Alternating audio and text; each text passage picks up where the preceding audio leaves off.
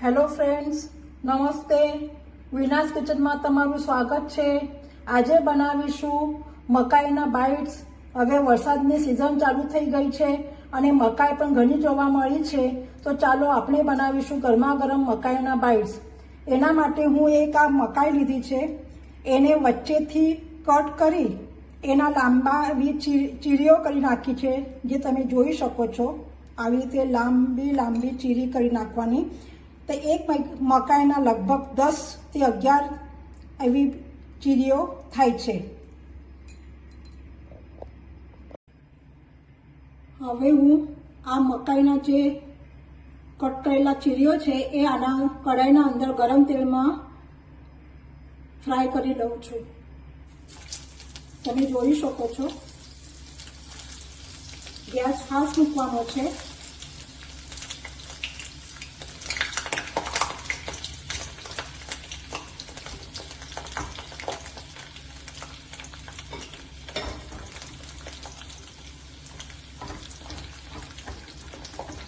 મારી આ મકાઈની ચીરીઓ ફ્રાય થઈ રહી છે. એના અંદર એ ફ્રાય કરી દીધા પછી એની અંદર હું અડધી ચમચી લાલ મરચું પાવડર લીધું છે, 1 ચમચી ચાટ મસાલા લીધો છે અને સ્વાદ અનુસાર મીઠું. આ ત્રણેય વસ્તુ ભેગી કરી આ એક બાઉલમાં મિક્સ કરી દીધું છે. હવે આ ફ્રાય કર્યા પછી આના ઉપર આ મસાલો કોટ કરી દેવો.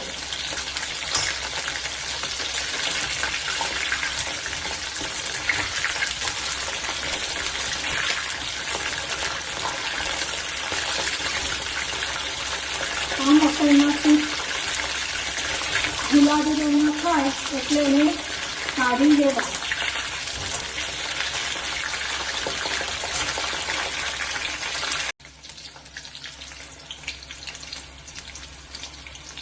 તમે જોઈ શકો છો મારા બાઇટ્સ ફ્રાય થઈ ગયા છે અને હું એક પ્લેટમાં કાઢી રહી છું.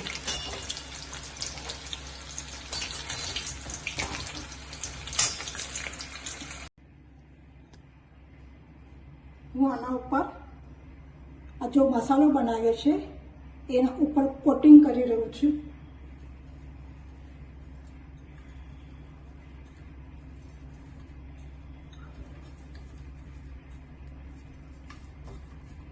આના અંદર અડધું ચમચું મરચું, 1 ચમચું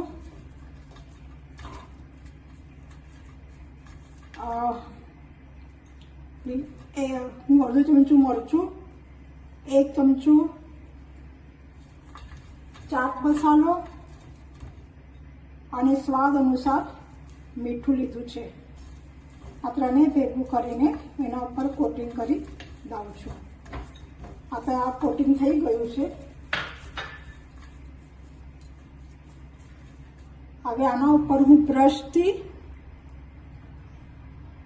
કોટિંગ કરવાની છું. એના માટે હું 1 મોટી ચમચી માયોનીઝ લીધી છે, 1 નાની ચમચી પેરી પેરી મસાલો અને અડધી ચમચી સોસ પેરી પેરી સોસ લીધું છે. જો તમારી પાસે સોસ ના હોય તો તમે 1 મોટી ચમચી પેરી પેરી મસાલો આ પાવડર લઈ શકો છો અને 1 મોટી ચમચી આ ટોમેટો કેચઅપ. આ ત્રણેય વસ્તુ મિક્સ કરીને આના ઉપર હવે આપણે કોટિંગ કરીશું બ્રશથી. મારા પાસે આ બ્રશ છે, એનાથી હું કોટિંગ કરી રહી છું. તમે જોઈ શકો છો કે આ વસ્તુ ખાવામાં બહુ જ મસ્ત લાગે છે ગરમ ગરમ. જો તમને આ રેસીપી ગમે તો તમે લાઈક, શેર, સબસ્ક્રાઈબ અને બેલ આઇકોનને દબાવો, જેથી તમને નવી નવી રેસીપી જોવા મળતી રહે. Thank you for watching. તમે જોઈ શકો છો હું આના ઉપર આવી જાડી ઘટ્ટ પેસ્ટ લગાડીને એને મૂકવાની છે અને પછી આપણે ખાવા માટે એન્જોય કરીશું.